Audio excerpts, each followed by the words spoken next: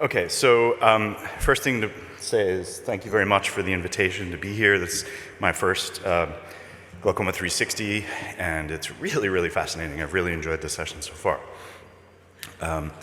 This project was driven in large part by my collaborator Adriana DiPillo, who's been working on this topic she's shown here on the right for quite a long time. Here are some disclosures.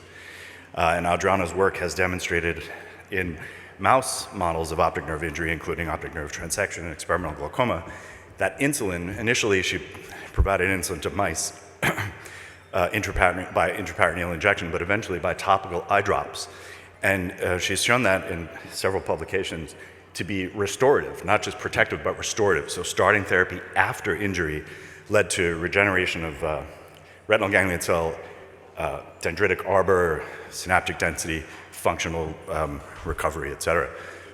So that led us, knowing that topical insulin for decades has been known to be safe and well tolerated in human subjects, to extend toward eventual clinical trials by using a larger animal model. And in that case, what I'm referring to here is rhesus monkeys, non-human primate model of experimental glaucoma. And so I'm gonna have to race through a little bit to present what we showed at ARVO last year in 12 minutes, today in 6 minutes. We had 12 monkeys who were induced to have, in one eye, to have experimental glaucoma. And then we used a bunch of OCT and other imaging-based metrics to monitor their, the structural integrity of their retina and optic nerve head, and we used ERG to measure their retinal ganglion cell function. At the time of early glaucoma onset, confirmed by some of these metrics, we then randomized each of these to have either topical daily insulin eye drop treatment or saline treatment, 6 and 6. And then we followed them for exactly 16 weeks later, secured their tissues to do histologic analysis. I will just race through the metrics we're using are all the things that we use in the clinical setting to monitor, detect, diagnose glaucoma, monitor its progression, such as circumpapillary retinal neurofibrillary thickness. Here's one example animal I'll show you as we go through. This is the very first baseline on the top, and the final time point on the bottom happened to be one of the saline-treated eyes, and you can see there's quite a bit of thinning in the loss of the neurofibril layer. Similarly, the macular ganglion cell complex is another metric used in the clinical setting. This is the same eye showing the first and last time point with loss of the inner retina. This particular animal happened to have I only have a laser pointer here instead of a mouse, so I'll choose this screen.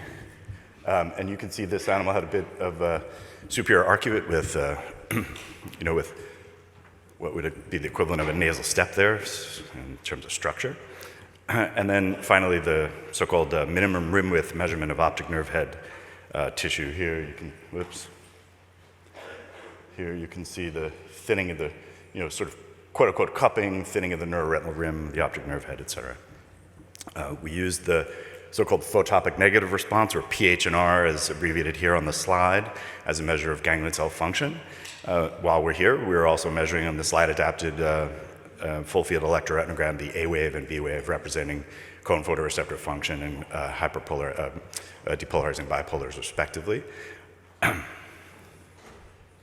Okay, and so here's that same example animal I showed you a moment ago. Some of the metrics, IOP, rising up finally, you can see here, after a series of laser trabecular photocoagulation treatments to the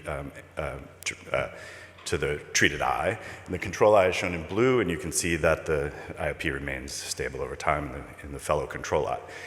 All the metrics that we used, the main metrics we used are shown on this slide. You can see that the glaucomatous eye starts to decline in terms of structural measurements. We did 2 analyses. We did a time point analysis, which is shown there by those flashing circles. That is the baseline against the randomization time point against the final time point. We also did a rate of change analysis between the randomization point and the final time point. And I'll show you those results as we go on. So here the glaucomatous eyes that were, or I should say the animals shown in green are the ones that were treated with insulin in their glaucomatous eye, and the ones that are shown in red, the data points that are shown in red, are the animals whose glaucomatous eye was treated with topical saline.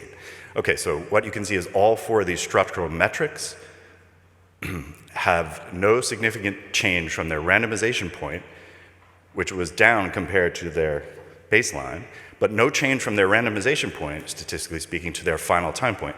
Whereas, when you look at the saline-treated eyes, all 4 metrics show progression from their randomization point to their final time point. If you now, in each eye, normalize to its own baseline, the same results apply. You can see that the back seems to not work. Okay. You can see that, again, all 4 of these metrics that I showed you are demonstrating significant progression in the saline-treated eyes, but no progression at all in the insulin-treated eyes. Okay, onward. And if we do, I showed you we do that rate of change analysis, you can see there was a significant rate of progression in the saline-treated eyes, but not in the glaucomatous eyes. Okay, and now just to point out the function also, it wasn't quite as strong, but it was the same pattern, and also because we're talking about a negative component from the ERG, actually the data flipped the other way. So you'll see here that the A and B wave don't change at all. They don't change in the first place in glaucoma, and so there's no change even after treatment. But you can see the PHNR got worse, meaning less negative. It got a little more positive in the saline-treated eyes, but it stayed the same in the insulin-treated eyes. Okay, so then we also reported ganglion cell counts in big pieces of retina from all of these eyes, as well as some naive bilateral controls. And you can see that our insulin-treated eyes maintained ganglion cell densities that were just the same as even the naive controls, as their fellow control eyes, whereas the saline eyes had a dramatic reduction in their ganglion cell density. Just to make this point, there was no effect of this treatment on blood glucose, either fasting or HbA1c. And so in conclusion, treatment with topical insulin substantially decreased the progression of glaucomatous damage in this rhesus monkey model of experimental glaucoma without altering IOP or blood glucose. And I had mentioned on this slide as a conclusion that clinical trials are warranted. And with that in mind, I want to just point out that Jeff Goldberg and colleagues, Jeff is here on the panel, had shown at this last year's ARVO that this, first of all, topical insulin, again, was very well tolerated by the patients in this safety and tolerance trial, and that their nerve fiber layer intriguingly became thicker after an initial 1-month period of treatment. And so with that, I just want to thank you. I have some caveats and limitations and a bunch of other data loaded up after this slide in case anybody had any questions.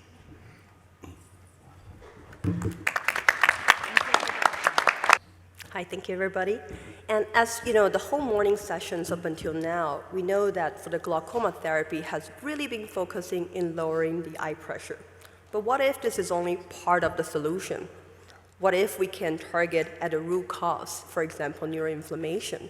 So at Kodiak, we are really thinking about this approach using the ABCD platform, which stands for antibody bioconjugate drug, to see if we can use a polymedicine approach to do both. And glaucoma at its core is a neurodegenerative disease. And we know that neuroinflammation plays a key role in it, even in patients with well-controlled intraocular pressure. So that's why to truly target vision, preservation of the vision, we really should think about targeting both the root cause of the drivers causing the optic neuropathy and also controlling the stressor, which is the enhanced intraocular pressure. And we also know that from studies showing that NLRP3 inflammasome play a key role in the neuroinflammation. Stress upon the optic nerve activate the pathway and releasing the inflammatory cytokines, for example, IL-1 beta, further trigger the cascade and causing the retinal degeneration and leading to optic neuropathy. And there also preclinical study has showed that blocking the NLRP3 is able to reduce the inflammatory markers, preserving the retinal ganglion cells, and also the axons as well. And this is the basis of it may be a good target for neuroprotection.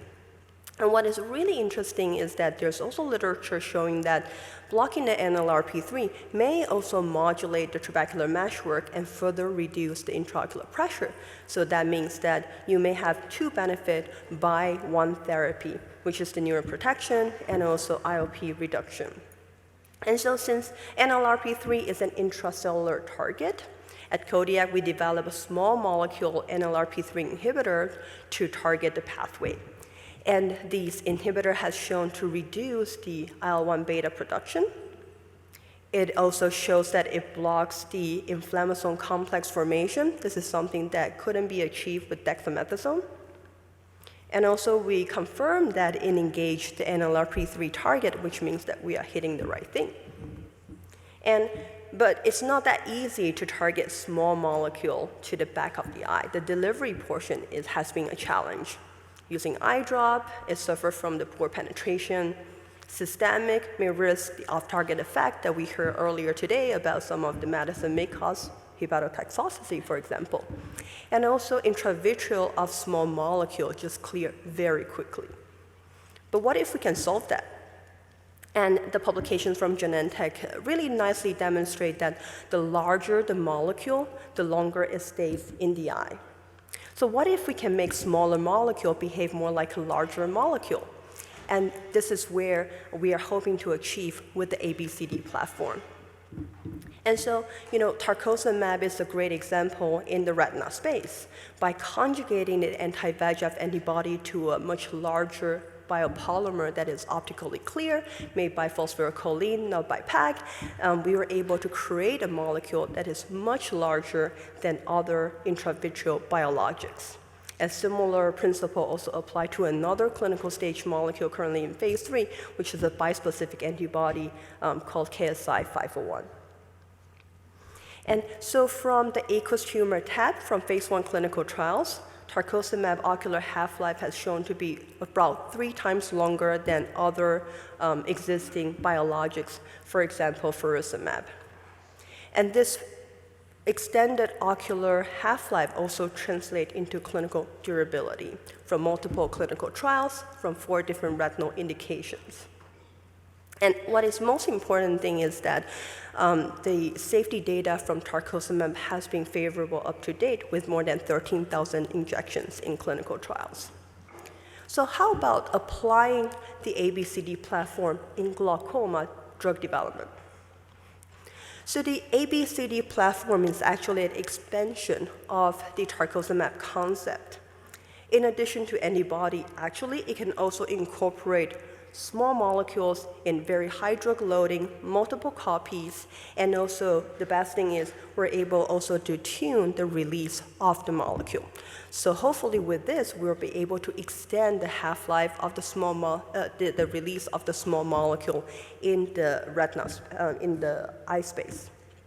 And the ABCD platform is highly modular, actually. The core is the biopolymer that we can custom design the size of it and also the percentage of the drug loading. It can conjugate to antibody, but it also can carry small molecule, peptide, or oligonucleotide. And the system is flexible, so it also can apply to ocular versus systemic application. So by using this platform, we create the glaucoma duet, which target both the NLRP3 neuroinflammation and also IOP lowering with 2 separate small molecules. And the biopolymer can extend the durability, and hopefully we can achieve once-quarter intravitreal injection. And preclinical study also showed that the biopolymer itself that used for the glaucoma duet shows similar half-life as tarcocimab. And so just in summary, the glaucoma duet program is trying to target neuroinflammation, which is the underlying driver for the optic neuropathy, and also the stressor of the elevated IOP at the same time. And we're really hoping to leverage the ABCD platform to bring the concept of polymedicine, and hopefully that we can tackle multiple mechanisms and also the durability and safety to transform the way that we treat glaucoma. Thank you.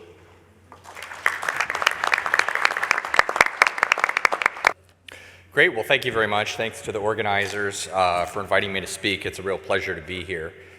So what I'm going to tell you about now excites me very much, but I'll admit has probably a longer time horizon than some of the other things we've heard about this morning. We're going to be talking about replacing retinal ganglion cells, repairing the optic nerve, and potentially restoring vision or eliminating or curing blindness in patients with end-stage glaucoma. So I have some disclosures, but none of them are relevant to this presentation. I want to start by just acknowledging some of the people in my lab that have made this possible and the funding that we've received. So part of the reason why vision restoration in optic neuropathy has been considered for decades, but is still at a very, very early stage, is that it's an incredibly complicated topic. I won't read all the different sub-challenges that we have to achieve here in order to replace a retinal ganglion cell and its connections in the retina and the brain in order to restore vision. But for a long time, while a lofty goal, this was, I would say, considered science fiction by reasonable, rational scientists in the field. But I want to have my take-home message be that I think we're at an inflection point here, where this really is moving from something that is science fiction to scientific possibility. Part of that is because the last 10 to 15 years have seen some really important seminal work done that has led us to a place where we know now how to actually overcome some of those challenges in isolation. I think one of the more important ones is determining how to get retinal ganglion cell axons in mammals to regenerate their axons through the optic nerve and into the brain. This has been done by a lot of great scientists, including some on the panel here today. But suffice it to say, with the right cocktail of genetic manipulations and drugs, you can have mice retinal ganglion cell axons not only regenerate through the optic nerve, but past the chiasm and reinnervate subcortical visual centers in the brain in a manner that actually restores some rudimentary visually guided behaviors. You can restore vision in mice following an optic nerve crush injury. Second, we've actually figured out how to make the tools we need in order to regenerate retinal ganglion cells in humans. There's now numerous ways to make RGCs in a dish from human pluripotent stem cells. This is a specific tool that was developed by Don Zak at Hopkins, but we now have organoid-based methods. We can produce RGCs at scale to treat potentially any patient that would need it. And then some early work, including that by Jeff Goldberg, has shown proof of principle that we can take RGCs, transplant them into the eye, and they don't just immediately die. We can get them to survive, and if we can coax them to restore connections, that might actually restore vision. So how do we get from where we are today to where we want to be in 5 or 10 years, which is in the clinic, restoring vision to patients with end-stage glaucoma? Well, in order to help shuffle this along, we've developed something called the RESTORE Consortium, the Retinal Ganglion Cell Repopulation, Stem Cell Transplantation, and Optic Nerve Regeneration Consortium, which, by the way, is generously supported by the Glaucoma Research Foundation. We've now got more than 300 investigators worldwide that contribute to this, and we've set out our roadmap in a rather lengthy comprehensive document that was published in Molecular Neurodegeneration last summer.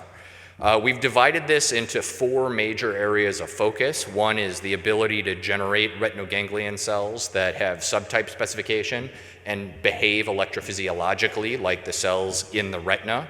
How to modulate the receptivity of the host environment, including immunomodulation and neuroinflammation so that the cells don't immediately die. How to get the retina to be receptive to integration into circuits of these donor RGCs and actually create functional synapses with bipolar and amacrine cells. And then how to get those axons to grow through the brain and get at least enough of them to end up within the lateral geniculate nucleus and other subcortical visual centers that we can actually have a functional improvement for our patients. So that brought us to, I want to say, 3 or 4 years ago, where we said, you know, I think we know enough now about restoring retinal ganglion cells that this is worth putting some real time and investment into. And I would say that over the past 2 to 3 years, we and others in the field have really taken this to the next step where this seems to be going somewhere. There's a few of those major leaps that I want to comment on now. First of all, we are figuring out how to get much higher numbers of transplanted RGCs to survive in the eye following transplantation. Peter Baranov and others, including our lab, have been looking at a lot of the same pathways that are being discussed up here for neuroprotection: sustained release delivery of neurotrophic factors, genetic manipulation of the cells to knock out genes that are associated with neurodegeneration. And we've now gotten to the point where instead of less than 1% survival of these cells at 2 weeks, we now have in the realm of 5 to 10% survival at a couple of months, which still leaves room for improvement, but is approaching the number of RGCs that would need to be replaced to actually restore some semblance of meaningful function for the patient. Our lab has demonstrated through a number of different models in mice, rats, rabbits, human retinal explants, and monkeys that the internal limiting membrane is a key target. It serves as a barrier that prevents intravitreally transplanted RGCs from migrating into the retina and extending dendrites within the inner plexiform layer where they need to be in order to create synapses. And we've developed a number of ways to permeabilize or disrupt the ILM and demonstrated empirically that this does significantly improve the engraftment of transplanted RGCs. So here you're seeing a three-dimensional reconstruction of a block of retinal tissue, hopefully. There we go. Of human TD tomato expressing or red retinal ganglion cells transplanted into a mouse retina with disrupted ILM. And of the several cells in this field, there's one cell that we've traced here that has been able to actually migrate and very convincingly structurally integrate into the retina, where its body is in the retinal ganglion cell layer, and most importantly, its dendrites are laminating within the inner plexiform layer. So we're now able to get these cells to go where they need to go in order to form the connections that they need to do. We're also taking this to large animal models so that we can begin now developing both the surgical tools, the techniques, and the outcome measures that we'll need for rigorous preclinical verification on the pathway to hopefully eventually human clinical trials. And the nice thing is, unlike in mice and rats, we can use standard vitreoretinal surgical procedures in monkeys, like a pars plana vitrectomy, an ILM peel, and then transplantation of our RGCs. And we can show that in monkeys, we get very good uptake of thousands of cells over 2 months at least, with integration into the retina. And here's an example of a monkey retina following transplantation. The last thing is that we now have evidence that there's actually functional synaptic integration between the transplanted RGCs and the host bipolar cells. We've done this using optical electrophysiology or calcium imaging, where we genetically engineer our donor RGCs to express GCAMP. We put these retinas under a 2-photon microscope and image them essentially in the dark using infrared light. And then we flash light patterns onto the retina, and those patterns turn into electrophysiological signals that are propagated by the photoreceptors onto the bipolar cells. And here you're seeing the retinal ganglion cells at 10 seconds respond to that by firing action potentials. And importantly, we've done a lot of control experiments to wash in inhibitors of synaptic transmission, and this response completely goes away. So this is not the retinal ganglion cells just responding to light themselves. This is truly them receiving the signal from the photoreceptors to the bipolar cells of the retina. So in conclusion, we still have a long way to go, but we've made a lot of advancements in the last 20 years. I think the proof of principle for all those things that we need to achieve to repopulate a retinal ganglion cell is there. We just now need to find a way to unify this into a protocol that involves transplantation of human stem cell-derived neurons. And I just want to leave this slide up in case there's a lot of people in this room that are already part of the RESTORE Consortium, but if this is of interest to anyone, you can find information on joining the consortium on our website. Thank you. Thank you very much for having us. Pleasure for me to present Oculis and present our last data from our third clinical stage asset, which is OCS-05. So Oculis has a portfolio of 3 clinical products, OCS-01, which is a topical product for DME in phase 3, OCS05 or Privosegtor, which is the product of our focus today. I will go into the details. And licaminlimab, which is a TNF inhibitor for inflammation in the eye, delivered topically for uveitis and dry eye. These are our 3 programs. I will be focusing on neuro-ophthalmology with OCS05. So OCS05 is a novel peptidomimetic drug with the trophic factor impacting neuroprotective activities. It targets IGF-1 signaling, including SJK, which is a protein which is expressed in the brain.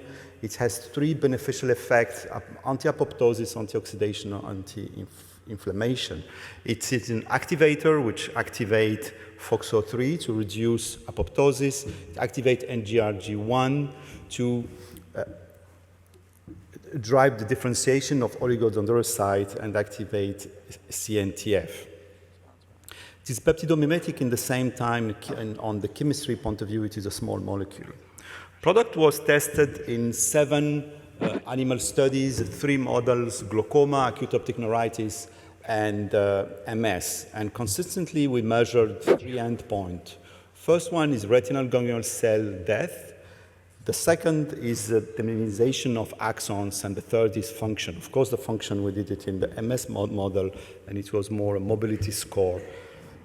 So the first, in glaucoma and acute optic neuritis in a biopsy, we see that animals receiving OCS05 were able to maintain their retinal ganglion cell from dying versus animal receiving placebo in both models, regardless of the route of administration, actually, eye drop or IVT in glaucoma.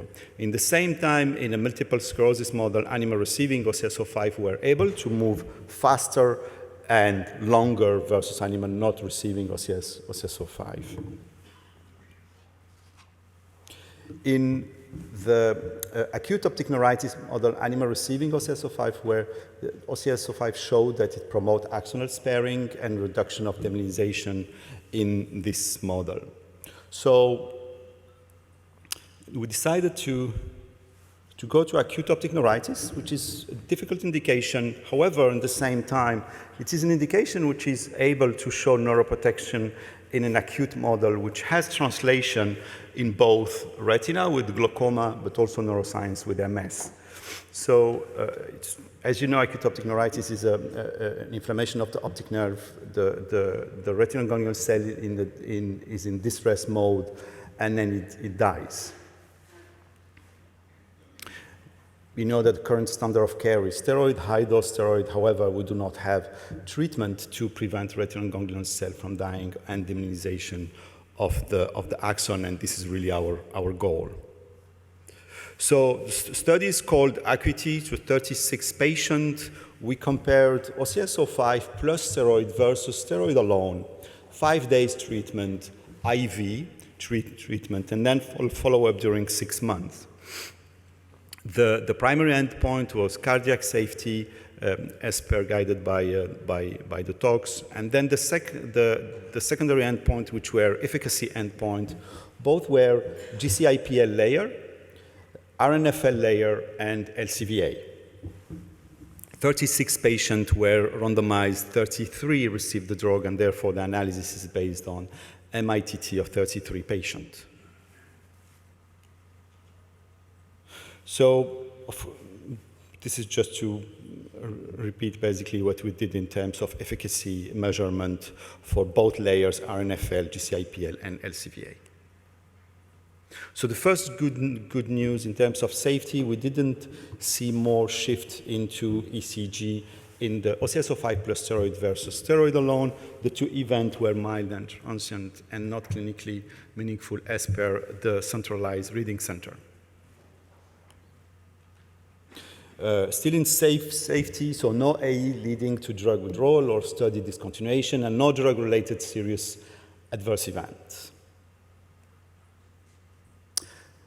Good news from the safety monitoring is this patient, and 66% of patients in both arms, it was well balanced.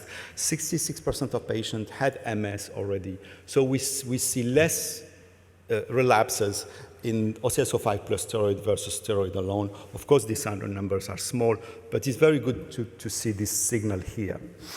Let's go now to imaging and then function.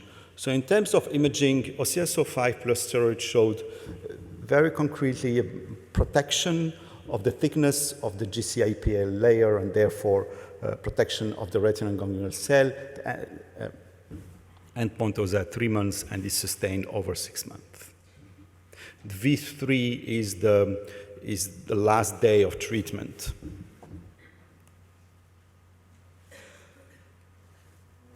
RNFL, we see the same benefit in terms of protecting the thickness of RNFL. We see it very early and is maintained over the 6 months follow-up. If you recall, the treatment was only an acute treatment of five days, mirroring what we do with standard of care with steroid. And then the question, which is, okay, do we see translation into the function? And yes, we see translation into the function, which is in LCVA, and we see 18 letters difference in month 3 and 15 letter difference in month 6 with OCS05 plus steroid versus steroid alone. So extremely encouraging data for neuroprotection in acute optic neuritis. This is the conclusion, so no difference in percentage of patients shifting of ECG.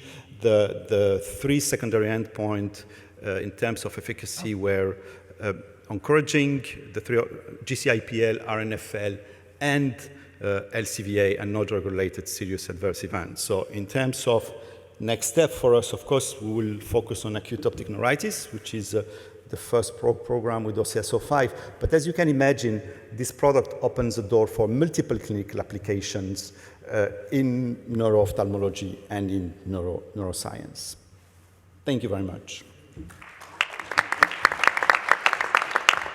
Thank you so much to Yvonne and Shane for inviting me to talk today, and thank you for the organizers. I'll just mention briefly that some of this work was supported by the Schaefer Grant, so thank you to the Glaucoma Research Foundation for supporting that. So today I'm going to be talking about a class of medication called glucagon-like peptide 1 receptor agonists and evidence suggesting that it might be a novel therapeutic agent for treating glaucoma. I do not have any relevant financial disclosures, and here's a list of my funding sources. So GLP-1 is an incretin hormone that's secreted by our GI tract to regulate blood glucose, weight, and satiety in response to oral glucose ingestion. The endogenous GLP-1 is very quickly degraded by the body upon secretion, so an agonist for the GLP-1 receptor was extracted from the saliva of the Gila monster, which is shown here, to treat type 2 diabetes. It was first approved in 2005 by the FDA, and both sub-Q and oral formulations are available. It's dosed once a day to once a week and has become quite popular due to additional benefits such as cardiovascular protection, decrease in serum lipid, decrease in blood pressure, and renal protective benefits. It was approved for weight loss in 2021 and approved for cardiovascular protection and kidney protection in 2024 and 2025. And more recently, a dual receptor agonist, a GIP-GLP-1 receptor agonist, tirzepatide, was approved for weight loss. So to understand why we're talking about GLP-1 receptor agonists in the setting of glaucoma, we have to sort of take a step back and talk about reactive astrocytosis. So as we know, astrocytes played an important supportive role in the central nervous system, and they change form in response to injury and disease. So a class of reactive astrocytes, these so-called C3 positive reactive astrocytes, has been found in Alzheimer's, Huntington's, and Parkinson's disease, all neurodegenerative conditions. In a seminal paper by Lidlow et al. That was published in 2017 in Nature, these C3 positive reactive astrocytes have been found to be neurotoxic to retinal ganglion cells. So following optic nerve crush, microglia was found to release a trio of cytokines, IL-1 alpha, TNF alpha, and C1q, which induces astrocytosis in the formation of these C3 positive reactive astrocytes. And inhibition of these cytokines prevented astrocyte transformation and rescued retinal ganglion cells. In a separate set of paper, NLY01, which is an experimental GLP-1 receptor agonist, was found to prevent reactive astrocytosis. NLY-01 is a GLP-1 receptor agonist with a long half-life, and it was found to prevent C3 positive astrocyte transformation by reducing microglia release of these same trio of cytokines. And this resulted in neuroprotection and improved motor symptoms in a mouse model of Parkinson's. So given these findings, we wanted to see if NLY-01 and GLP-1 receptor agonists may also be protective in glaucoma. We induced intraocular pressure elevation in a mouse model of glaucoma by injecting microbeads into the anterior chamber. After injection, we saw elevation of the same trio of cytokines in retinal cells enriched for microglia and macrophages. After NLY-01 treatment, however, we did not see the same elevation in cytokine expression. NLY-01 also effectively prevented the transformation of astrocytes into the C3 positive phenotype. Finally, NLY-01 rescued retinal ganglion cell somas, as shown above, and also preserved retinal ganglion cell function, as shown below. And this was in multi-electrode array recording of explanted retinas. We also looked at other GLP-1 receptor agonists that have already been approved for use by the FDA, and we found similar rescue retinal ganglion cell somas above and axons below. Finally, we saw similar C3 positive reactivity in human glaucoma post-mortem eyes, suggesting the same process is also occurring in humans. Given that GLP-1 receptor agonists have been in use for about 20 years to treat diabetes, we want to see if there's a signal suggesting that GLP-1 receptor agonists may in fact alter glaucoma risk in these high-risk patients. We used the identified medical claims information from the large US insurer Optum, and we matched adult patients who initiated GLP-1 receptor agonists to patients started on a different class of diabetic medication. And we saw that, yes, GLP-1 receptor agonists were associated with a 44% risk reduction for a new diagnosis of glaucoma or glaucoma suspect. Since the publication of our study, multiple other studies using large retrospective databases have shown a similar protective effect of GLP-1 receptor agonist use in lower incidence of glaucoma in diabetic patients. The last question we asked was, is it possible that GLP-1 receptor agonists may also lower intraocular pressure? So GLP-1 receptor agonists are being used to treat hydrocephalus because it's been shown to reduce intracranial pressure in a rat model of hydrocephalus by acting directly on the sodium-potassium ATPase. So if we think back to learning about physiology in the eye, the sodium-potassium ATPase is also responsible for secreting aqueous humor for the ciliary body. So if this class of medication acts directly on the ciliary body, it may also decrease intraocular pressure through that mechanism. We use the University of California data warehouse, which contains IOP records of over 100,000 individuals. We looked at patients who were initiated on a GLP-1 receptor agonist versus another form of diabetic medication. And we found that GLP-1 receptor agonists were associated with a fairly small, but nevertheless significant decrease in intraocular pressure. And in subgroup analysis, semaglutide and liraglutide, which were by far the most commonly prescribed GLP-1 receptor agonists, were associated with significant change in intraocular pressure.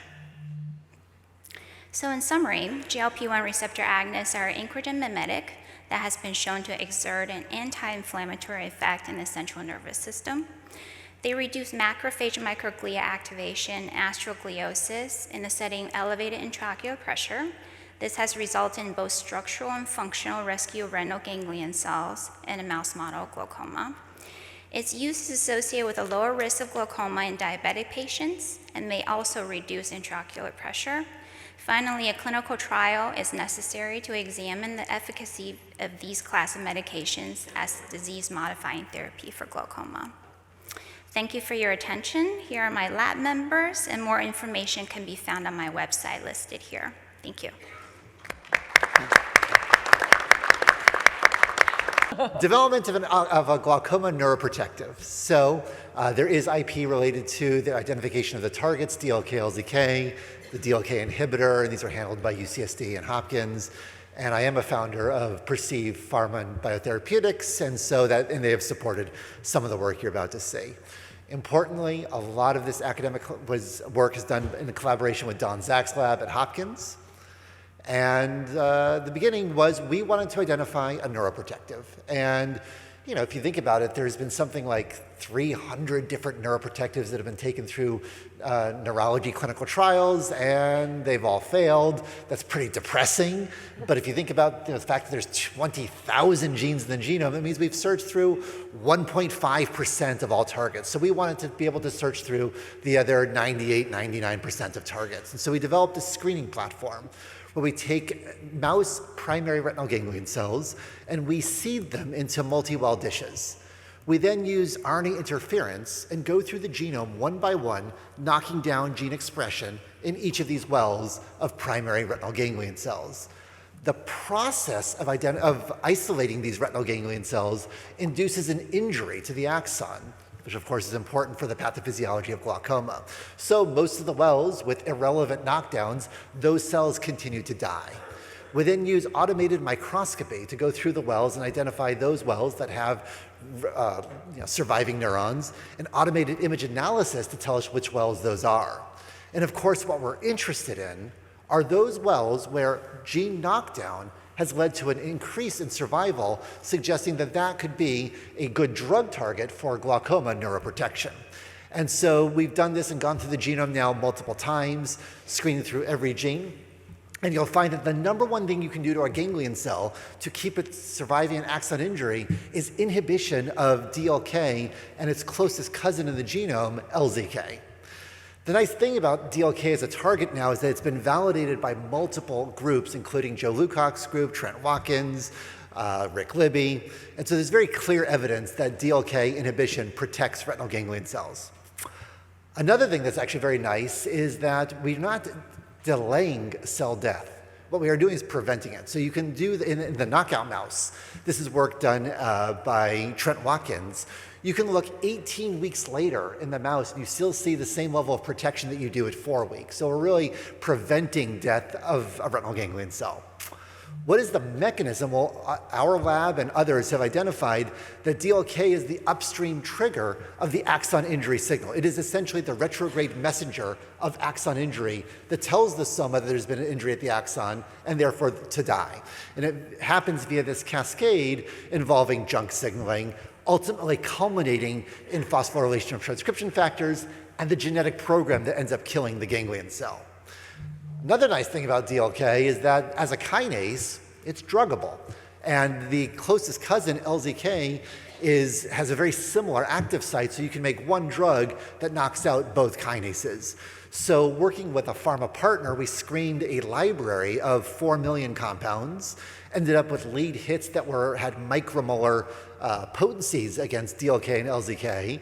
And then through just rounds of iterative medicinal chemistry, refining the molecule, testing them in ganglion cells, refining the molecule, testing, multiple generations, also guided by a co-crystal structure, we ended up with compounds that had high picomolar potency, so about a 10,000-fold improvement in their potency against DLK and LZK. We've been able to develop sustained release formulations, and we showed that these were able to protect not only the mouse retinal ganglion cells, which you'd expect because we identified DLK in those cells, but also human stem cell derived retinal ganglion cells, the same ones that Tom talked about in his talk. Next, we went to go to an animal to show this wasn't just an artifact of cells in vitro, so we turned to the mouse optic nerve crush. We do the crush at the time of injection of the compound. This is a typical retina replete with ganglion cells. This is 4 weeks after optic nerve crush, showing a very typical 90 to 95% death of ganglion cells. And a single injection of the DLK inhibitor given at the time of injury gives essentially near total protection. And again, we really see a sustained protection, which is very nice. Next thing we did is we looked at gene expression. And this is the red and the blue are those genes that are significantly dysregulated by optic nerve crush in total retina.